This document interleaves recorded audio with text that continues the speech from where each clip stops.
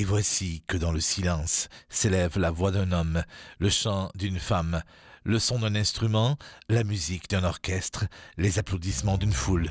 Ce sont là les bruits heureux. Aux bruits heureux cette semaine, Mélanie Barney et Carole Mengel.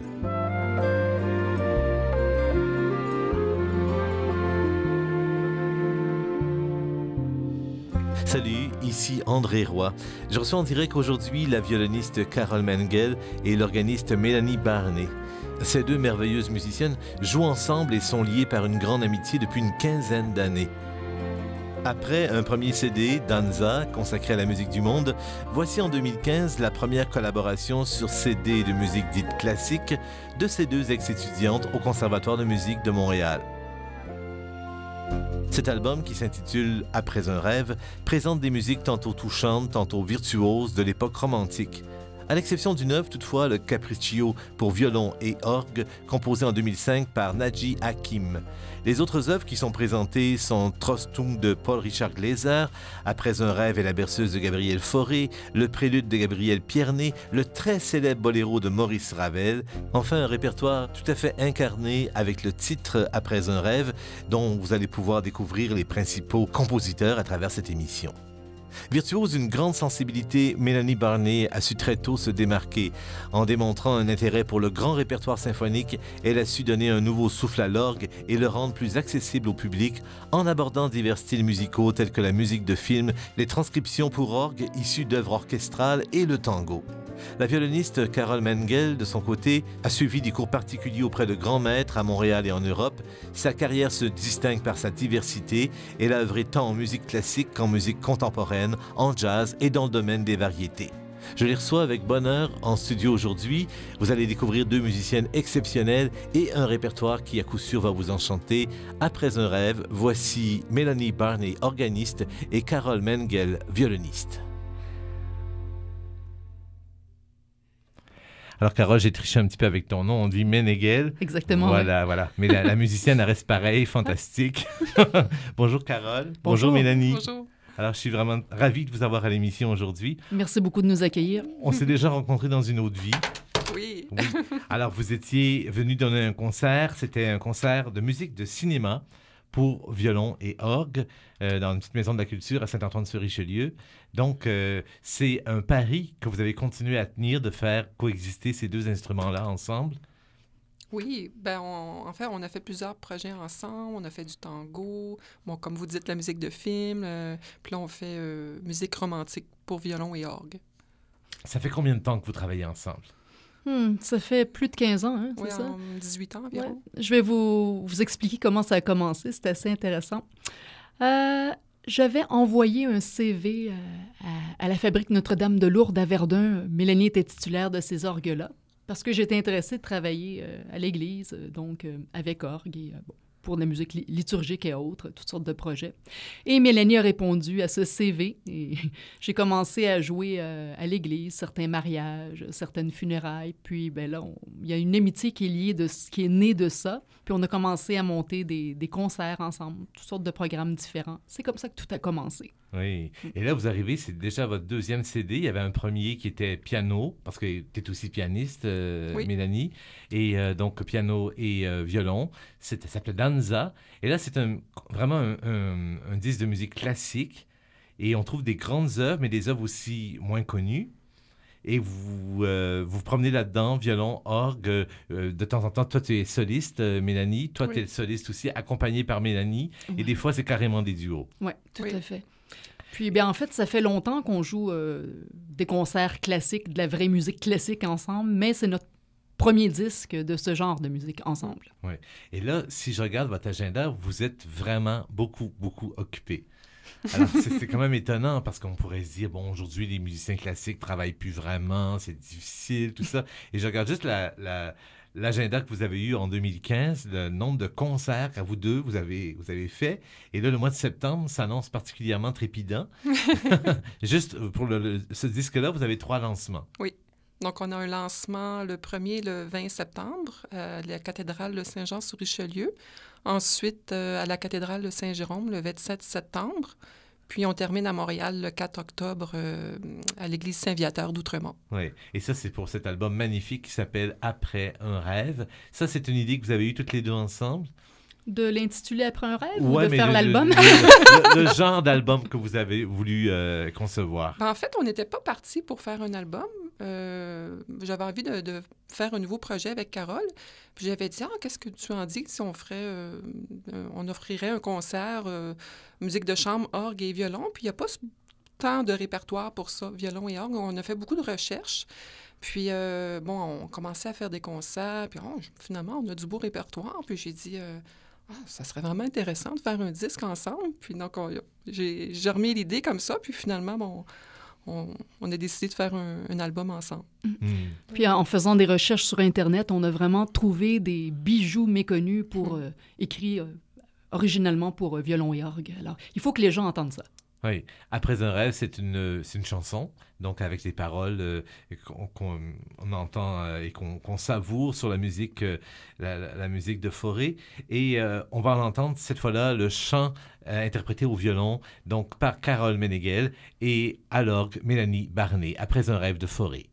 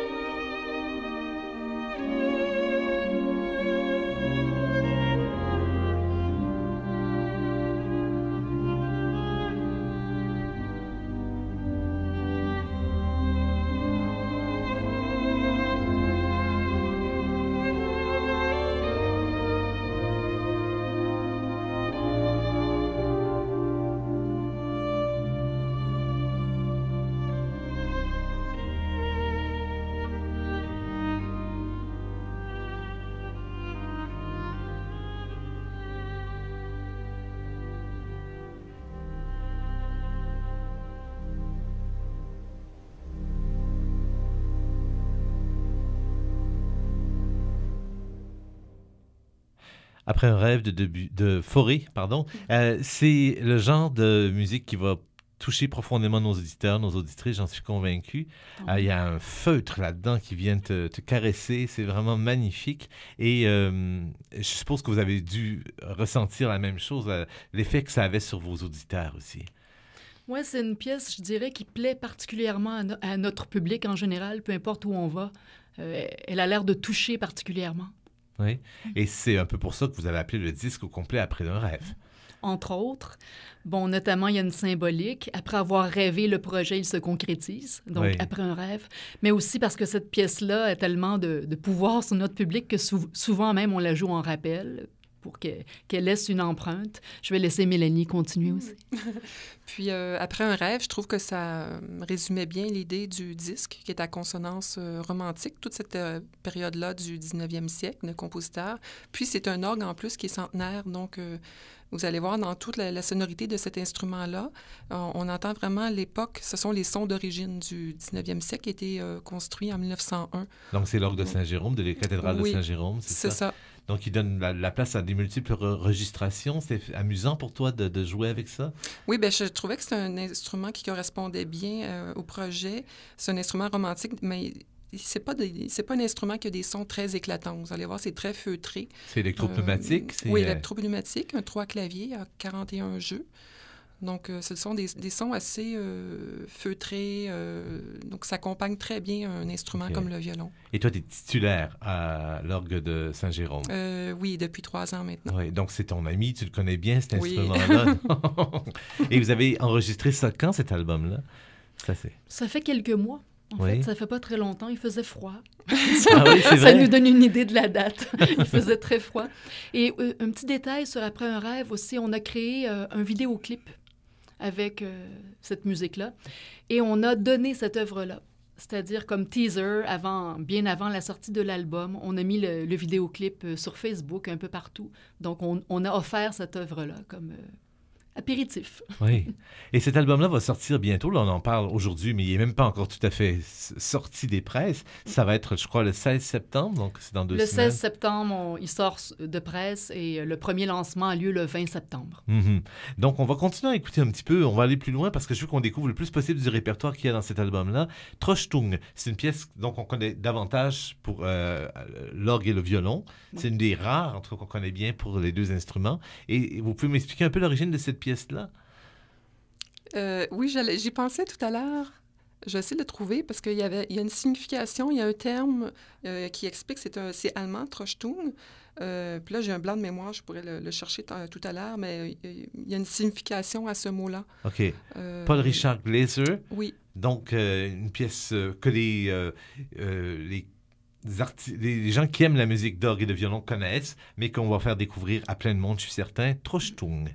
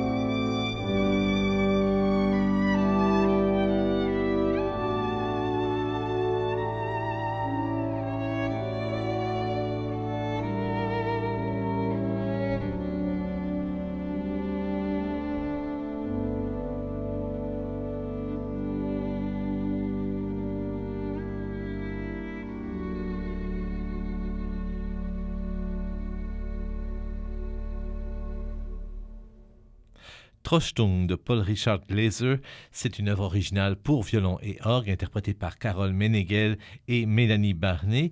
Et pendant la musique, on a fait nos devoirs. Enfin, Mélanie a fait nos devoirs. Et bon, toi, tu disais que Trochtung, ça faisait penser à plus à éternuement, Carole. Mais quand on éternue, on a besoin de réconfort. Et c'est exactement ça que ça veut dire, réconfort. Oui, donc réconfort, consolation. Ouais, et quand on écoute la musique, bien évidemment, on a le goût de se laisser bercer. Donc, tous les gens qui auront à bercer un enfant, ont peut-être consolé un amour, ben, Trochtung, c'est pour vous, sur le disque de Mélanie et de Carole. J'aimerais que vous nous parliez maintenant, chacune votre tour, de votre vie de musicienne. Toi, Mélanie, organiste virtuose, tu as choisi un instrument solitaire, très solitaire. Mm-hmm. Finalement, tu fais de la musique avec d'autres personnes, Oui. mais au départ, qu'est-ce qui t'a séduite dans cette espèce de géant qui est capable de faire des très, très gros bruits, comme de la musique si douce? Mais ça a commencé très tôt. J'étais tout petite, puis ma sœur Nathalie étudiait au conservatoire en orgue classique. Puis, donc, j'étais très tôt, j'entendais à la maison pratiquer. Donc, ça avait piqué ma curiosité. Donc, mes parents ont commencé à me faire prendre des cours. Mais j'ai un bagage un peu différent. J'ai commencé en orgue populaire pendant, je crois, 7 ou 8 ans. Puis ensuite, j'ai fait mes études en orgue classique. Donc, j'ai un background assez élargi. Puis, donc, j'ai fait carrière assez tôt. Même pendant mes études, j'avais beaucoup de contrats. Donc, j'étais toujours assez active depuis longtemps, depuis une bonne vingtaine d'années. Puis, je trouvais qu'à un moment donné, je me dis, mon Dieu, il me semble que l'orgue, c'est un instrument qui n'est pas facilement accessible. Ça peut être très ardu pour les gens qui n'ont pas l'oreille développée. Nous, on est habitués, on aime beaucoup le répertoire, mais j'ai trouvé des façons aussi de... Puis aussi, c'est très seul. On est un instrument, on est comme un orchestre, donc on n'a pas besoin d'un piano pour nous accompagner. On a toute l'harmonie. Donc, je trouvais ça un petit peu ennuyant dans le sens que, bon, c'est cette solitude-là. Donc, j'ai fait beaucoup de projets avec d'autres musiciens. Donc, ça m'a amené à explorer aussi d'autres répertoires qu'on n'a malheureusement pas à l'orgue. Oui. Donc, je trouvais ça intéressant de les exploiter. Dès le départ, au moment de tes études, tu étais déjà dans cette approche-là de travailler avec d'autres? Pas tout de suite. Je dirais peut-être au conservatoire vers début vingtaine, là, oui. OK. Mais au moment où tu obtiens ton grand prix de conservatoire, tu as été lauréate des concours des jeunes artistes de Radio-Canada, tu as gagné le premier prix d'orgue au concours de musique du Canada. Là, tu es vraiment dans le grand répertoire avec ça. Oui, là, je fais vraiment le répertoire traditionnel et tout ça. Puis, je dirais qu'il y a une petite période un petit peu avide après la fin des études. C'est pas toujours facile. Donc, il faut se mettre les pions au bon endroit. Il faut vraiment, pour réussir dans ce milieu-là, comme musicien, d'avoir de la diversité dans nos projets. Pour bien en gagner sa vie. Donc, c'est pour ça que je me suis associée avec beaucoup de musiciens. J'ai fait du répertoire différent. Entre autres, on parlait tout à l'heure des transcriptions. Donc, c'est d'essayer de trouver un créneau, de se détacher de la norme, entre guillemets, puis aussi pour faire découvrir autrement cet instrument-là, qui est comme un orchestre, finalement. Donc, oui, c'est sûr, les grandes orgues, on pense beaucoup à Jean-Sébastien Bach, la musique baroque, mais il y a toute la musique symphonique aussi, originalement écrite pour orgue. Comme Donc, Saint-Saëns. Oui, Vierne, Vidard, très connu, Gigoux, notamment. Oui. Et là, tu as travaillé aussi avec, entre autres, les fabuleux ensembles Buzz. Oui. Tu as fait un disque avec eux aussi. Oui. C'est en 2010, déjà, ça fait 5 ans. Donc, je parlais de transcription, justement. On a l'exclusivité, en fait, des planètes de Gustave Holst, qui a été arrangé par Enrique Dastus. Oui. Donc, c'est pour cuivre et orgue. Oui. Donc, on a fait le disque, puis donc, à l'occasion, on donne en concert ce concert-là, oui. Oui, c'est un très bel album d'ailleurs. Et sur cet album-là, que tu partages avec Carole, il y a des œuvres aussi que tu interprètes toute seule, donc des œuvres du répertoire. Et j'ai choisi une de mes préférées. Ça fait très longtemps que je l'avais entendue. Et bon, évidemment, les gens qui connaissent la musique d'orgue la connaissent. C'est une vraiment très, très, très, très connue. C'est la toccate de Gigoux, que j'aime beaucoup. On l'écoute.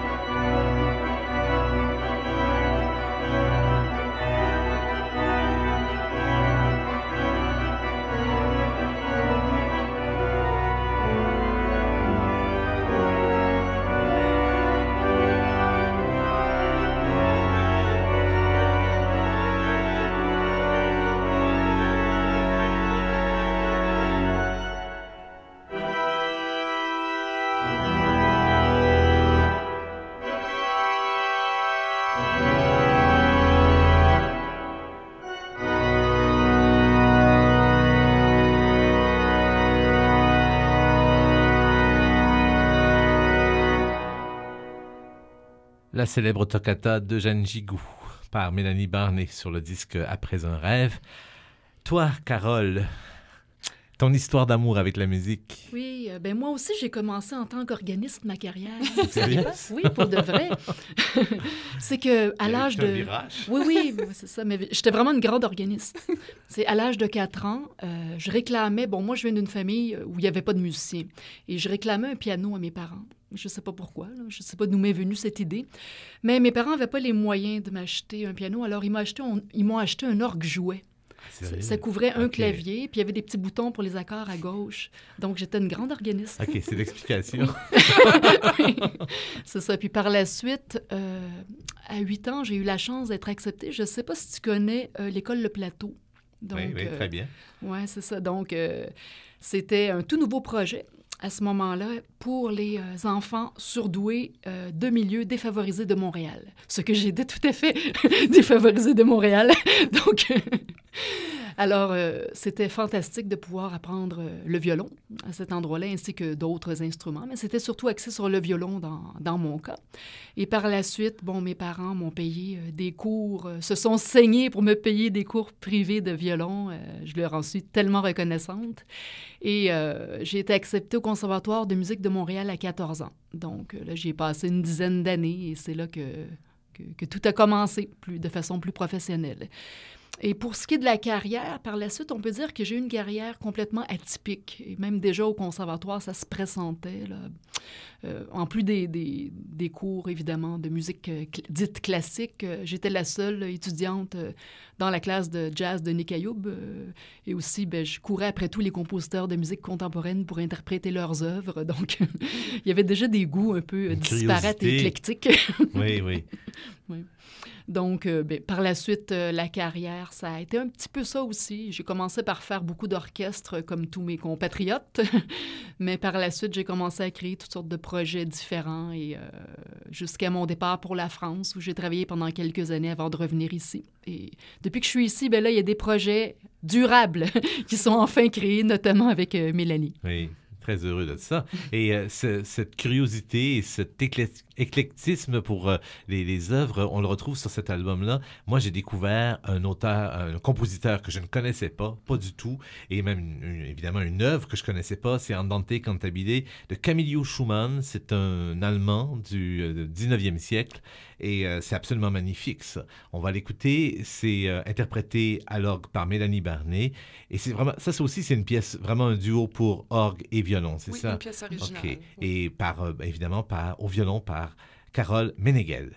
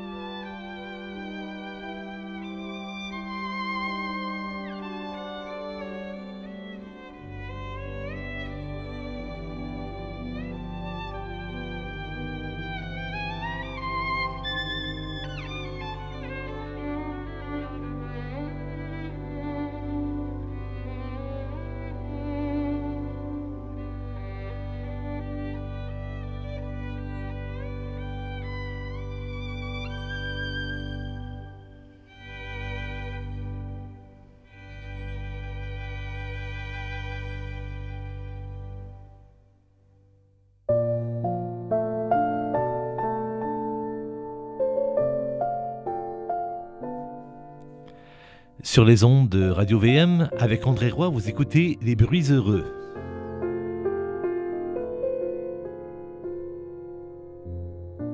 Je reçois aujourd'hui l'organiste Mélanie Barnet et la violoniste Carole Meneghel pour le lancement de leur album Après un rêve.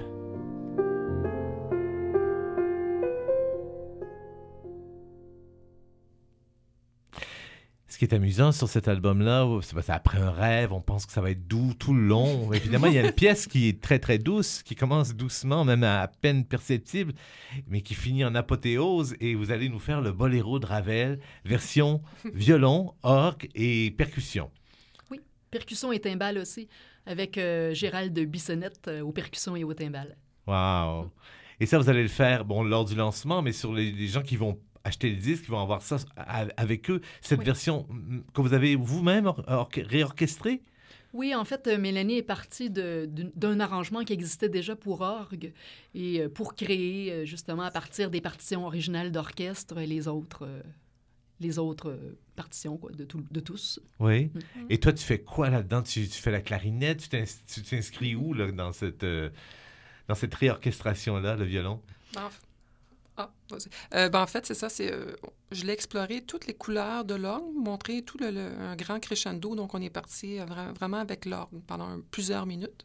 Donc, le violon embarque peut-être 2 minutes 30 vers la fin pour faire vraiment une illusion d'orchestre, le tout de l'orchestre. Donc, au début, on entend vraiment, ça peut être une flûte, un basson, une clarinette. Donc, ensuite, de plus en plus, un crescendo graduel pour vraiment entendre cet instrument-là dans toutes ses couleurs.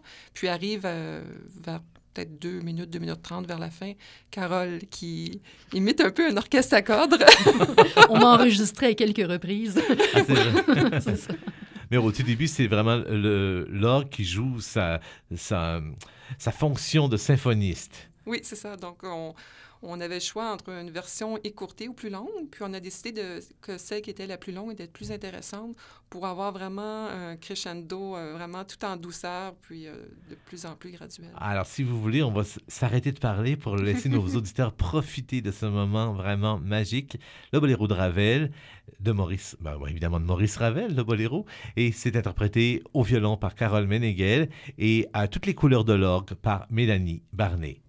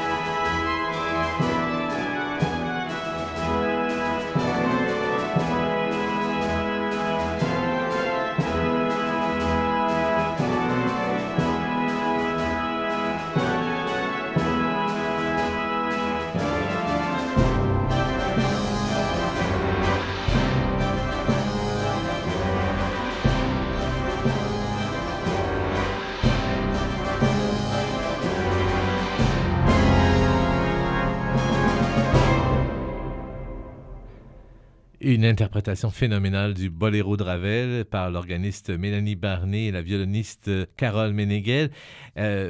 Maurice Ravel qui revendiquait le titre de « Totalement fou » d'avoir écrit une œuvre pareille. Je pense que vous étiez un peu folle de vous attaquer aussi à une œuvre comme ça. Mais disons que ça a été un petit peu un défi pour que ça sonne orchestral, justement, pour essayer de réussir, de relever le défi. Mais on a eu de l'aide avec le percussionniste et timbalier Gérald Bissonnette, qui est également un des percussionnistes de l'Orchestre symphonique de Longueuil, qui a amené d'ailleurs la caisse claire exacte, le type de caisse claire que ça prenait pour faire le boléro, les instruments parfaits, tout ça. Et j'aimerais juste te dire du percussionniste et timbalier Gérald Bissonnette et aussi du réalisateur Robert Laine, que dans le fond, ils sont le même genre de malades que nous deux. On est vraiment 4 personnes extrêmement perfectionnistes. Donc, ça allait très bien travailler ensemble parce que tous les 4, on avait le même but, aller le plus loin possible avec ce projet-là. Alors, je les remercie tous. Oui. Et moi, je vous disais hors micro que j'admirais la rigueur, à quel point Mélanie arrivait à tenir le rythme comme ça si longtemps. C'était vraiment merveilleux. Et elle me disait qu'elle avait le métronome absolu. À un moment donné, je me demandais si elle n'avait pas dans son casque un petit métronome de cachet. Mais non, c'est dans sa tête. C'est bien ça, le petit cœur qui bat. Même Gérald était impressionné par ça. Que quelqu'un d'autre qu'un percussionniste puisse avoir un tel sens du rythme, une telle stabilité. Tout à fait formidable. Il y a des concerts qui s'en viennent pour vous deux. Donc, on peut en parler. Il y en a déjà eu plusieurs cette année. Vous avez commencé avant le lancement du disque à promener votre répertoire. Mais là, il y a le 20 septembre, donc on l'a dit, c'est le lancement du disque à la cathédrale Saint-Jean-l'Évangéliste. Saint-Jean-sur-Richelieu. Oui, et une chose importante, les gens qui vont venir à ce lancement à Saint-Jean le 20 septembre vont avoir la chance de nous voir jouer le Boléro de Ravel avec 2 percussionnistes, Gérald et Robert. Donc, ça va être encore plus impressionnant, le Boléro, puisqu'on va tous être là. D'accord. Le 27 septembre, donc à la cathédrale de Saint-Jérôme, lancement du disque et un concert un peu différent cette fois-là. Oui, c'est ça. Donc, ça va être de la musique. En fait, le titre, c'est la musique, la plus belle musique classique au cinéma. Donc, étant donné qu'on avait fait le répertoire du disque l'année dernière, on a voulu revenir avec un nouveau répertoire. Donc, ce sont des grands classiques du cinéma qu'on va interpréter piano et violon, ainsi que orgue et violon. Oui. Le 4 octobre, vous êtes à l'église Saint-Viateur d'Outremont, donc plus proche des auditeurs de Montréal. Encore une fois, concert et lancement de disque. Et le 22 novembre, là, vous partez vers le lac Saint-Jean ou le Saguenay. Là, Vital va me dire, vous êtes à Allemand, à l'église Saint-Joseph. Ça, c'est le lac Saint-Jean. D'accord. Il ne faut pas se tromper. Donc, sinon, ils ne seront pas contents. Non, c'est ça. En fait, c'est un concert bénéfice pour le Havre de l'hospitalité. Donc, on soutient une œuvre par ce concert-là. Oui. Et le disque, merveilleux album Après un rêve, il va être disponible comment? Comment on va pouvoir se le procurer à compter du 16 septembre? Bien, notamment sur le site web de notre maison de production, apollonia.ca. Alors, on peut le commander et le recevoir par la poste. Il va être aussi à Saint-Jean sur Richelieu, dans une coopérative artistique qui s'appelle Artaud. Très bien connu des gens là-bas. Oui, c'est ça. Il va être disponible aussi bientôt en ligne, donc Archambault, iTunes, tout ça. Et bon, il y a d'autres projets, mais je ne vous en parle pas pour tout de suite. Et évidemment, bon, on pourra l'acheter pendant les concerts, bien sûr. Oui. Moi, il y a quelque chose qui me fascine. Vous êtes toutes les deux des femmes très engagées. Parce que, bon, évidemment, on en sait toujours un petit peu plus avec les médias sociaux aujourd'hui sur les personnalités des gens. Vous êtes des musiciennes, on vous connaît. Mais quand on lit ce que vous écrivez, comment vous vous engagez socialement, politiquement, au niveau de l'environnement, tout ça, on sent qu'il y a 2 femmes qui bouillonnent, 2 personnalités qui sont pas juste dans leurs rêves. Bouillonne est le mot approprié.